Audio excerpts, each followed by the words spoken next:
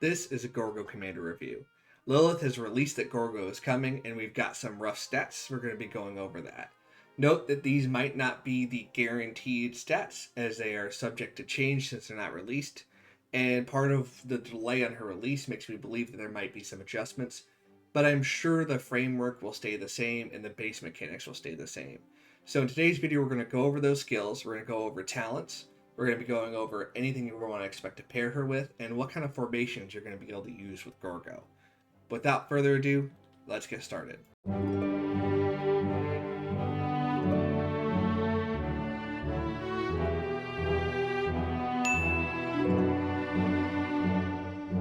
First, let's go over the skills. The first skill only costs 900 rage, which is actually a big deal. It's a 10% reduction in rage cost, which adds up very quickly, especially when you're being swarmed. It makes the next normal attack deal an additional 2300 damage factor as smite damage. This means it'll be white damage instead of the skill damage. This is significant in a couple reasons, and we'll get to that in a second.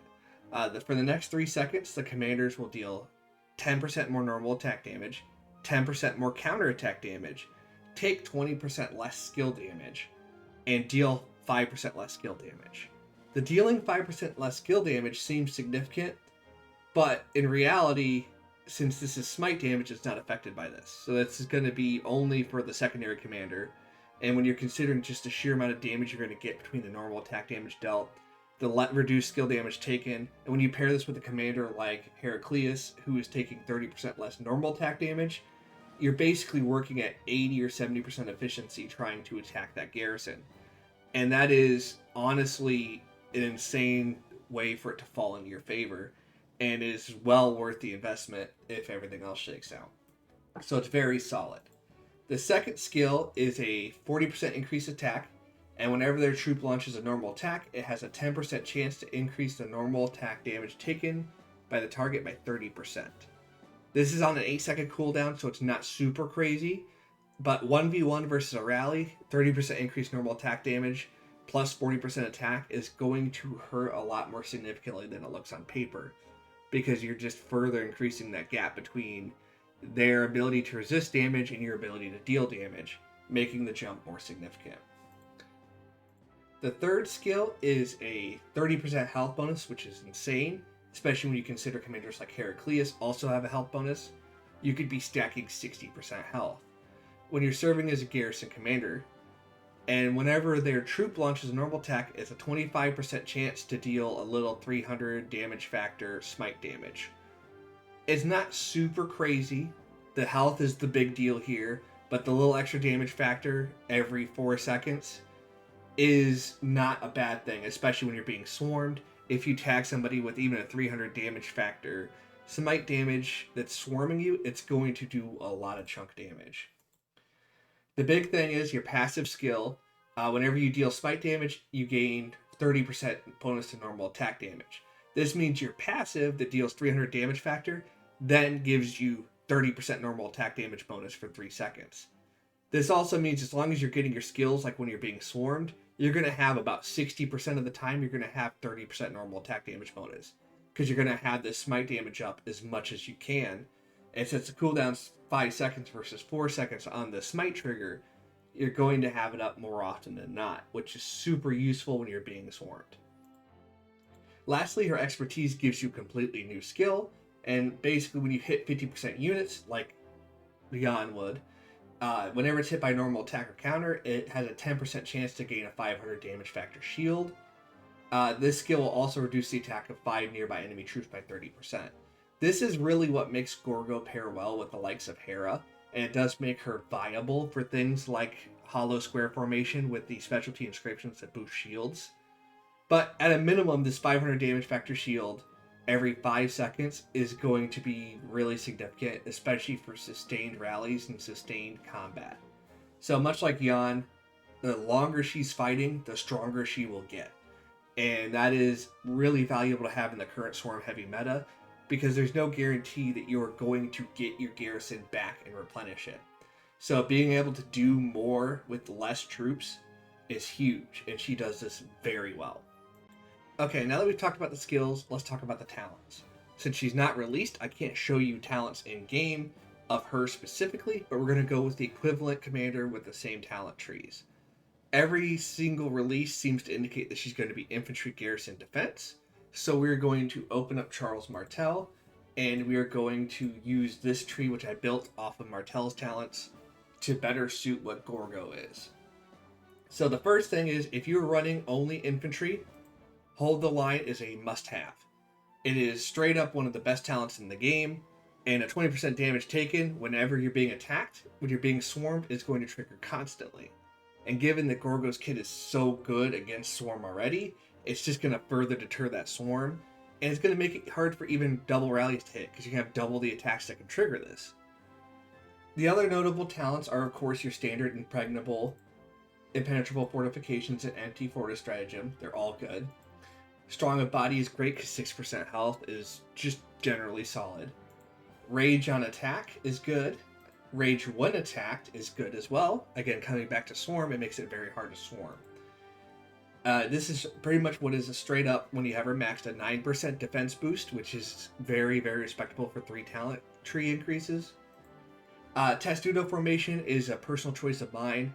A 10% chance to reduce all incoming damage by 15% is solid, but you could also invest it elsewhere if you wanted to. Loose formation is 9% reduced skill damage.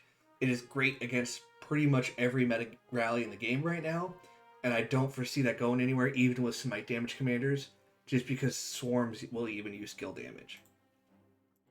Spiked armor is great for counterattack damage.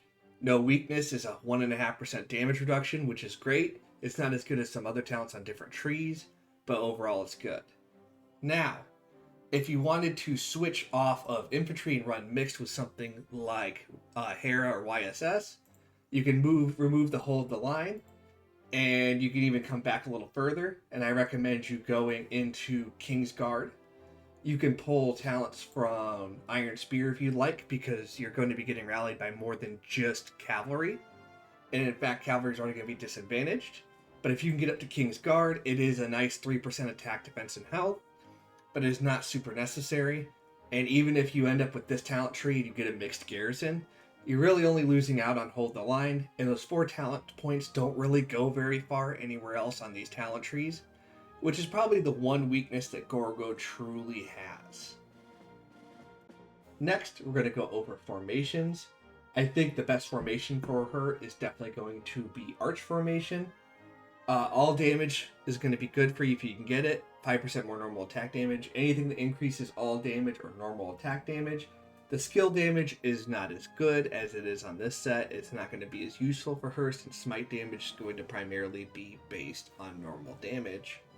However, if you have a set that's very good on Wedge, and you have a commander like Flavius or Hera who can use the skill damage, it's not a total loss, and the stats are typically more impactful until you've got full legendary inscribed armaments. It's going to be more impactful to have good stats over the armament slot specifics. So even if you have something like Hollow Square that has really good stats, it's going to do you well, especially since that's going to reduce damage taken. It's going to play well even in the long term with Hera, with his shields, once you do get specialty inscriptions. But overall, I think the best choice is probably Arch Formation.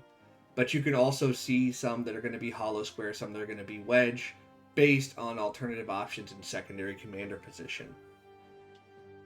So who is Gorgo going to go well with? Well, looking at the standard roster, you have a lot of old school commanders that are going to go well.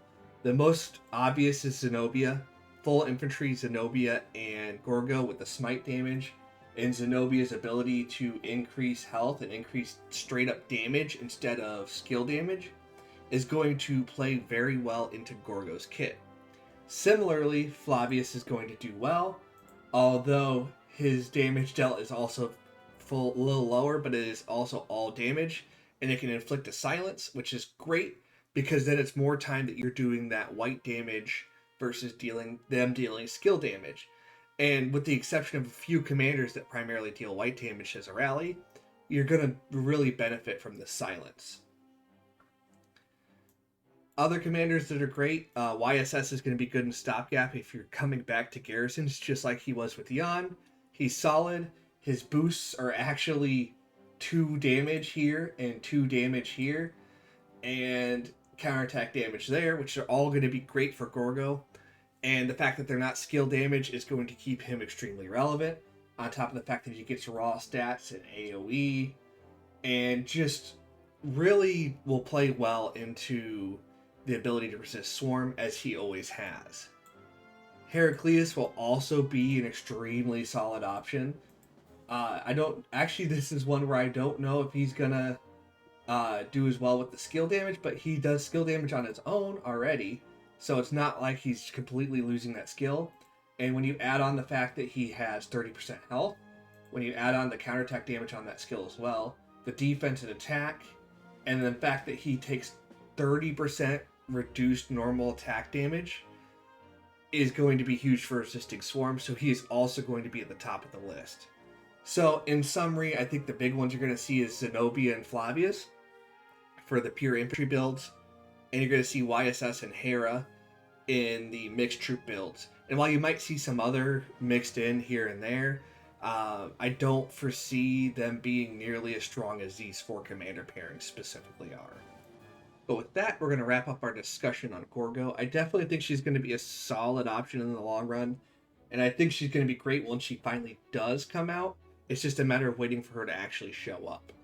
I'm not sure exactly when the release is coming, but I'm hoping sooner rather than later, although I'm sure the delay probably has something to do with ironing her skills out, because some of her skills are definitely very strong. But let me know what you think. Do you think she's going to be the new Zenobia? Is she going to take that spot of the top Garrison for the foreseeable future? Let me know in the comments. And as always, if you want me to cover a specific commander or a specific comment or a specific topic, let me know down there as well, because oftentimes those suggestions become future video topics. And as always, good luck, fight well, and I will see you on the battlefield.